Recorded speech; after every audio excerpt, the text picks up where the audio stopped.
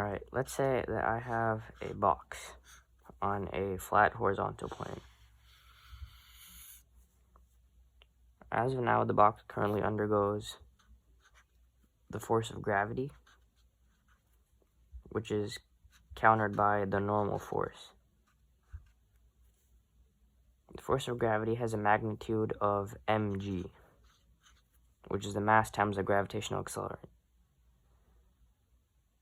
Let's say I add another force to it, an applied force.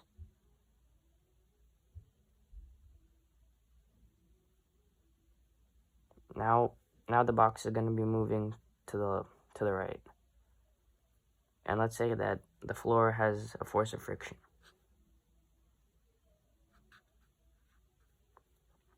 And the force of friction is calculated by a coefficient of friction times the normal force. Together, the sum of all of these forces is the net force.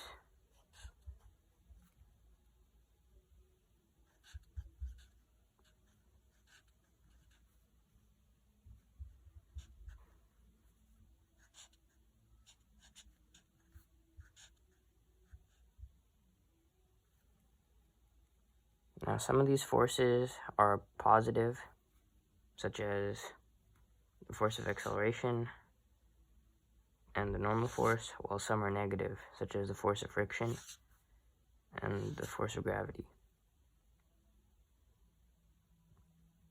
In the end, all of these forces combine to the net force, which is equal to the mass times the acceleration.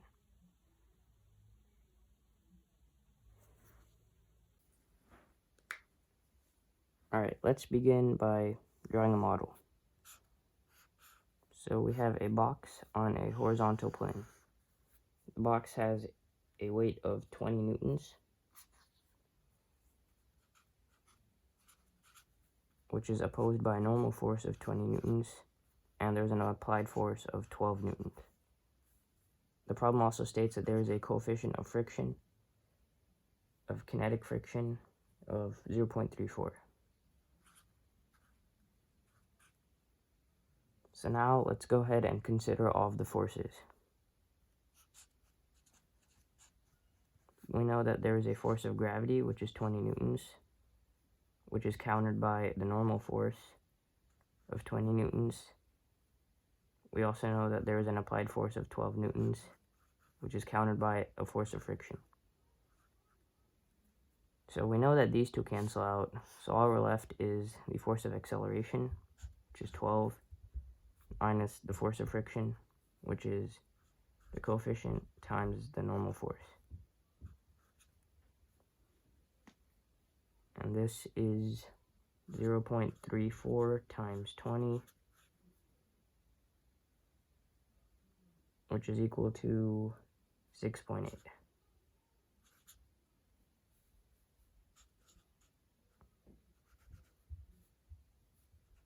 And this is equal to the mass times acceleration. And 12 minus 6.8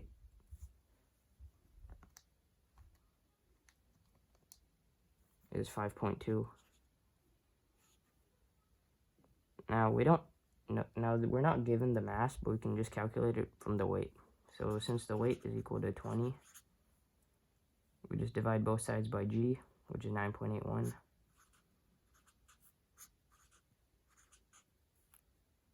And that gives us the mass of about 2.04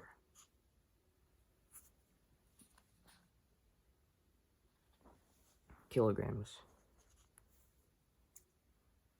So now we just divide both sides by 2.04 to get the acceleration.